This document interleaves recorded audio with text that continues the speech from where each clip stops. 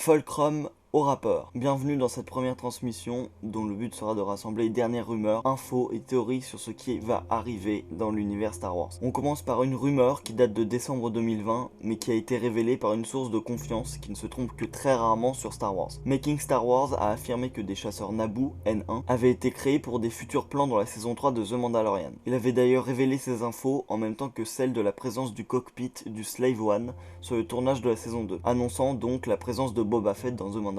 Cette rumeur du retour des chasseurs Naboo est donc à prendre avec sérieux. Peut-être reverrons-nous dans la saison 3 de The Mandalorian les prairies verdoyantes de Naboo. En ce qui concerne des infos officielles, un live de lancement pour l'ère de la Haute République a eu lieu sur la chaîne de Star Wars, présentant ainsi la nouvelle ère au public et ses enjeux. Nous pouvons en tirer que la Haute République est un projet littéraire à long terme s'étalant sur 3 phases révélées lors du live. Light of the Jedi, Quest of the Jedi et Trials of the Jedi. La phase 1 se terminera au milieu de l'année 2022. Il faut également rappeler que la série en live action The Acolyte se situe à la fin de l'ère de la Haute République. Pour ce qui est de la rumeur d'une série animée située dans l'ère de la Haute République, rien n'est encore annoncé. Autre rumeur, une suite à la série animée Rebels est dans les cartons de Lucasfilm depuis un moment. Il y a peu de temps, Kessel Run Transmissions, chaîne spécialisée dans les scoops sur Star Wars, a révélé que cette suite, d'origine prévue en série animée à la manière de The Clone Wars, est finalement devenue la série live-action Ahsoka, annoncée lors du show pour les investisseurs de Disney en décembre dernier. Tout ceci est la conséquence d'une part du succès de The Mandalorian qui a convaincu Disney, mais aussi d'une conversation entre Jon Favreau et Dave Filoni qui a remodelé définitivement cette suite de Rebels en aventure live-action avec Ahsoka en personnage principal de l'intrigue. Cependant, plusieurs personnages de Rebels devraient bien apparaître,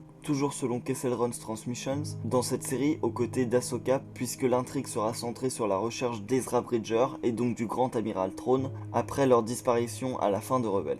Ahsoka sera donc accompagnée de Sabine Wren, mais on devrait également voir Hera Syndulla ainsi que Rex. Rex, justement, pour finir ce premier rapport Fulcrum, avait été annoncé comme apparaissant dans la saison 2 de The Mandalorian, puisque Temuera Morrison avait été aperçu dans son armure de clone sur le tournage. Cependant, à l'image d'Ewan McGregor, de passage sur le tournage de The Mandalorian, cela devait finalement être des tests pour de futurs projets. On devrait donc revoir Rex dans la série Ahsoka. D'autre part, Temuera Morrison aura un planning Star Wars très chargé pour les prochaines années, car en plus d'incarner Boba Fett dans The Mandalorian et The Book of Boba Fett, il devrait apparaître en commandant Cody à la poursuite d'Obi-Wan dans la série Kenobi, et donc en Rex dans la série Ahsoka. Voilà pour cette fois-ci, n'hésitez pas à me dire dans les commentaires ce que vous pensez de tout ça, moi ça me hype beaucoup.